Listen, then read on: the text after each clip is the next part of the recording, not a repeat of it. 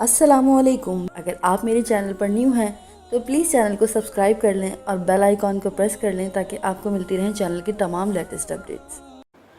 سعودی عرب کے رہائشی ایک شخص نے خواب میں دیکھا کہ ایک شخص اس سے کہہ رہا تھا کہ فون نمبر پر رابطہ کرو اور فلاں شخص کو عمرہ کراؤ۔ فون نمبر بڑا واضح تھا۔ نیند سے بیدار ہوا تو اسے خواب اچھی طرح یاد تھا، مگر اس نے وہم جانا اور خواب کو نظر انداز کر دیا۔ 3 دن مسلسل ایک ہی خواب نظر آنے کے بعد وہ شخص محلے کی مسجد امام کے پاس گیا اور انہیں بتایا۔ امام مسجد نے کہا، فون نمبر یاد ہے تو پھر اس شخص سے رابطہ کرو اور اسے عمرہ کرا دو۔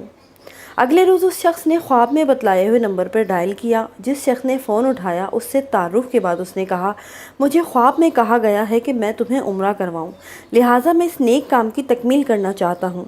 جس آدمی کو اس نے فون کیا وہ زور سے ہنسا اور کہنے لگا، کون سے عمرے کی بات کرتے ہو؟ میں نے تو مدت ہوئی کبھی فرض نماز بھی ادا نہیں کی ہے اور تم کہتے ہو کہ مجھے عمرہ کروانا چاہتے ہو۔ جس شخص نے خواب دیکھا تھا وہ اس سے اصرار کرنے لگا۔ اسے سمجھایا کہ میرے بھائی، میں تمہیں عمرہ کروانا چاہتا ہوں، سارا خرچ میرا ہوگا۔ خاصی بحث اور تمہید کے بعد آدمی اس شرط پر رضامند ہوا کہ ٹھیک ہے، میں تمہارے ساتھ عمرہ کروں گا، مگر تم مجھے واپس ریاض میرے گھر لے کر آؤ گے اور تمام تر اخراجات تمہارے ہی ذمہ ہوں گے۔ وقت مقرر پر جب وہ ایک دوسرے کو ملے تو خواب والے شخص نے دیکھا کہ واقعی وہ شکل و صورت سے کوئی اچھا انسان نہیں دکھائی دیتا تھا۔ اس کے چہرے سے آیا تھا کہ وہ شرابی ہے اور نماز کم ہی پڑھتا ہے۔ اسے بڑا تعجب ہوا کہ یہ وہی شخص ہے جسے عمرہ کے لیے خواب میں 3 دفعہ کہا گیا ہے۔ دونوں شخص مکہ مکرمہ عمرے کے لیے روانہ ہو گئے۔ میقات پہ پہنچے تو انہوں نے غسل کر کے احرام باندھا اور حرم شریف کی طرف روانہ ہوئے۔ انہوں نے بیت اللہ کا طواف کیا، مقام ابراہیم پر 2 رکعت نماز ادا کی، صفا و مروہ کے درمیان سعی کی، اپنے سروں کو منڈوایا اور اس طرح عمرہ مکمل ہو گیا۔ اب انہوں نے واپسی کی تیاری شروع کر دی۔ حرم سے نکلنے لگے تو وہ شخص جو بہت کوشش سے عمرہ کرنے پہ آمادہ ہوا تھا کہنے لگا، دوست، حرم چھوڑنے سے پہلے میں 2 رکعت نوافل ادا کرنا چاہتا ہوں، نہ جانے دوبارہ عمرہ کی توفیق نصیب ہو یا نہیں۔ اسے کیا اعتراض ہوتا؟ اس نے کہا، نفل پڑھو اور بڑے شوق سے پڑھو۔ اس نے اس کے سامنے نفل ادا کرنے شروع کر دیے۔ جب سجدے میں گیا تو اس کا سجدہ طویل سے طویل تر ہوتا چلا گیا۔ جب کافی دیر ہو گئی تو اس کے دوست نے اسے ہلایا۔ جب کوئی حرکت نہ ہوئی تو اس پر انکشاف ہوا کہ اس کے ساتھی کی روح حالت سجدہ میں ہی پرواز کر چکی تھی۔ اپنے ساتھی کی موت پر اسے بڑا رشک آیا اور وہ رو پڑا کہ یہ تو حسن خاتمہ ہے، ایسی موت تو ہر کسی کو ہی نصیب ہو۔ وہ اپنے آپ سے ہی باتیں کر رہا تھا۔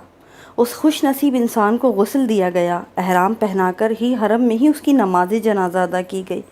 ہزاروں فرزند اسلام نے اس کا جنازہ پڑھا اور اس کی مغفرت کے لیے دعا کی گئی۔ اسی دوران اس کی وفات کی اطلاع ریاض اس کے گھر والوں کو دی جا چکی تھی۔ خواب دیکھنے والے نے اپنے وعدے کے مطابق اس کی میت کو ریاض پہنچا دیا، جہاں اسے دفن کر دیا گیا۔ چند ایام گزرنے کے بعد خواب دیکھنے والے شخص نے اس فوت ہونے والے کی بیوہ کو فون کیا۔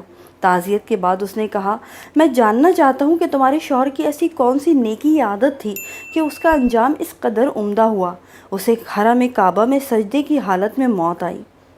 بیوہ نے کہا، بھائی تم درست کہتے ہو، میرا خاوند کوئی اچھا آدمی نہ تھا، اس نے ایک لمبی مدت سے نماز روزہ بھی چھوڑ رکھا تھا اور شراب پینے کا عادی تھا۔